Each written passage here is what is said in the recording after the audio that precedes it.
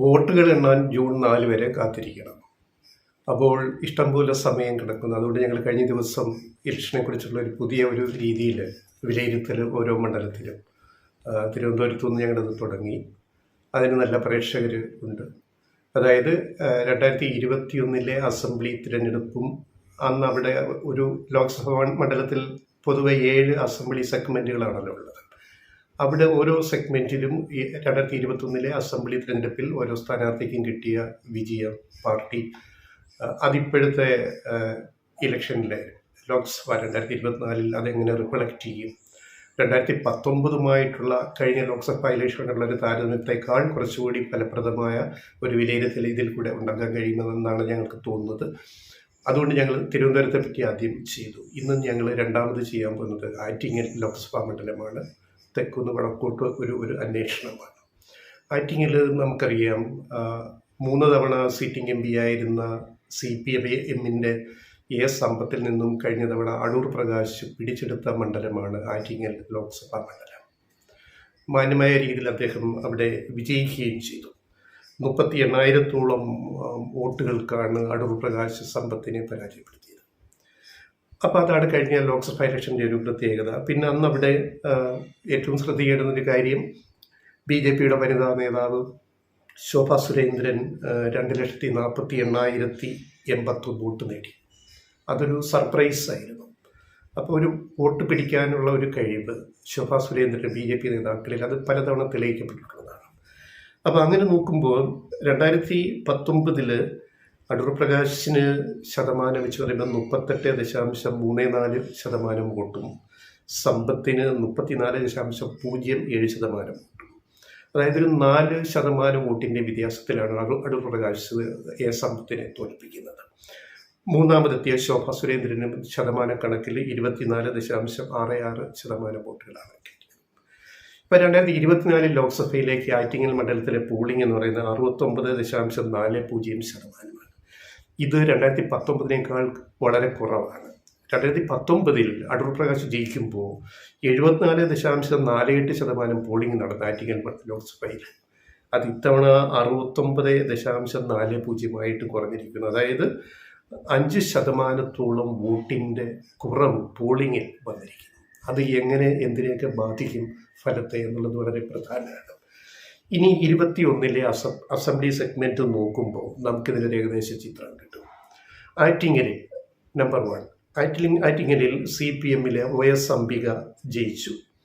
രണ്ടാമത് വന്നത് BJP ആണ് എന്നത് ശ്രദ്ധിക്കണം. ആറ്റിങ്ങൽ അതായത് അംബിക 47.35% വോട്ട് നേടി ജയിച്ചപ്പോൾ രണ്ടാമത് വന്ന BJPയുടെ സുധീർ 25.92%, മൂന്നാം സ്ഥാനത്തായി പോയ RSPയുടെ UDF ഘടകകക്ഷി സ്ഥാനാർത്ഥി 25.02% വോട്ട്.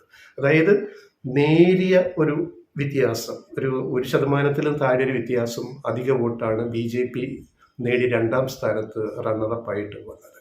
അപ്പോൾ അവിടെ BJPയുടെ ഒരു പ്രസൻസ് ആയിട്ടിങ്ങനെ അവരത് തെളിയുകയും ചെയ്തു. ഇതൊക്കെ പിന്നെ ശോഭാ സുരേന്ദ്രന് വോട്ട് കിട്ടുന്നതിലും സഹായിച്ചിട്ടുണ്ട്. പിന്നീട് രണ്ടാമത്തെ മണ്ഡലം വർക്കലെ പക്ഷേ ഇവിടെ ആറ്റിങ്ങിലെ കാര്യം എന്ന് പറയുന്നത് അംബികയുടെ ഭൂരിപക്ഷം വളരെ വലുതാണ്. 25-47 എന്ന് പറഞ്ഞാൽ 22% വോട്ടുകൾ അധികമായിട്ട് നേടിയാണ് അംബിക LDF ജയിച്ചത്. അപ്പോൾ ലോക്സഭാ ഇലക്ഷനിലും അതിൻ്റെ ഒരു സ്വാധീനം വരും.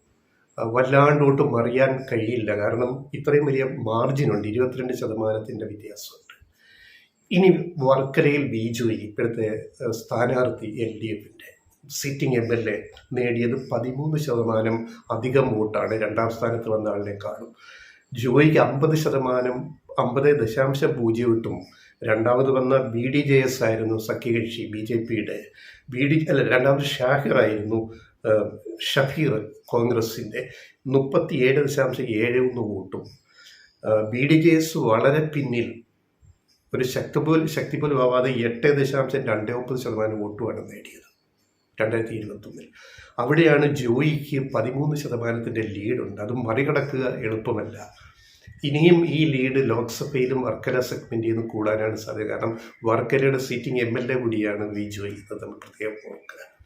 ഇനി ചിറയിൻകീഴ് മൂന്നാമത്തെ. ചിറയിൻകീഴ് 10% വോട്ടിൻ്റെ വ്യത്യാസത്തിലാണ് CPIയിലെ വി ശശി കോൺഗ്രസിലെ അനൂപിനെ തോൽപ്പിച്ചത്.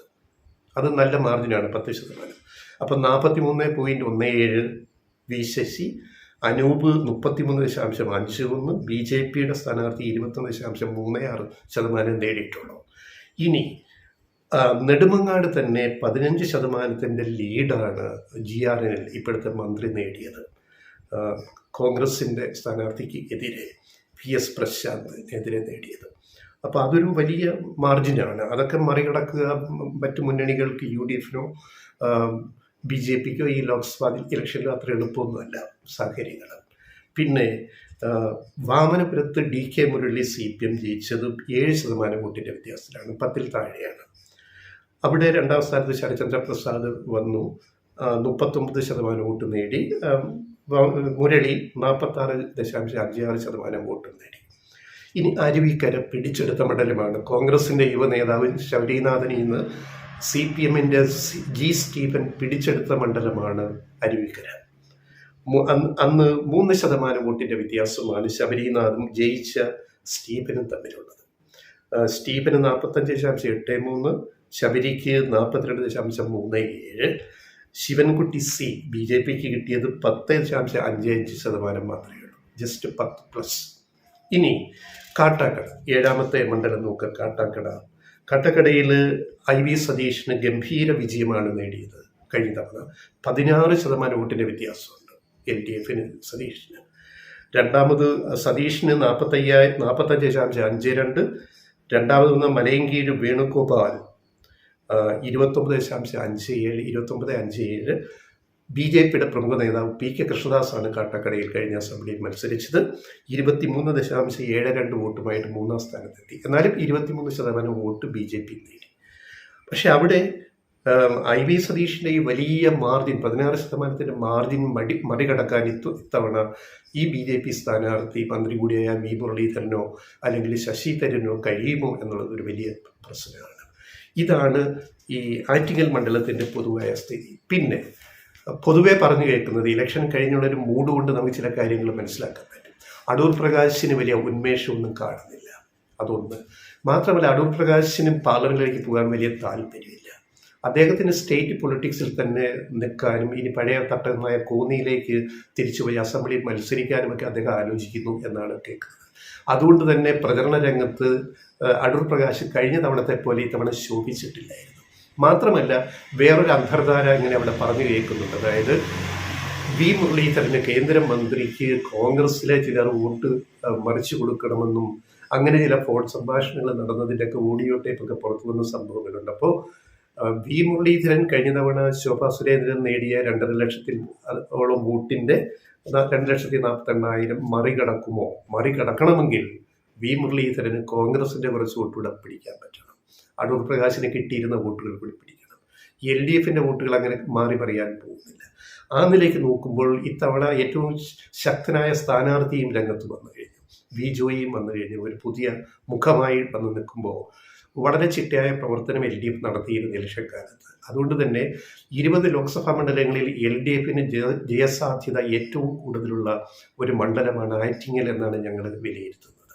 ഈ സാഹചര്യങ്ങളെല്ലാം വെച്ചിട്ട് നമുക്ക് മറിച്ച് ചിന്തിക്കാൻ സാധിക്കുന്നില്ല. V. മുരളീധരൻ വോട്ട് കൂടിയാലും 2,50,000 മുകളിലേക്ക് പോയാലും അത് ജയിക്കാൻ പാകത്തിലാവില്ല, മതിയാവില്ല. പിന്നെ അടൂർ പ്രകാശിൻ്റെ മിന്നുന്ന പ്രകടനം ഇത്തവണ ഉണ്ടായില്ല എന്ന വിലയിരുത്തലും നോക്കുമ്പോൾ കാര്യങ്ങൾ LDFന് ആറ്റിങ്ങലിൽ അനുകൂലമാണ് എന്നതാണ് സത്യം.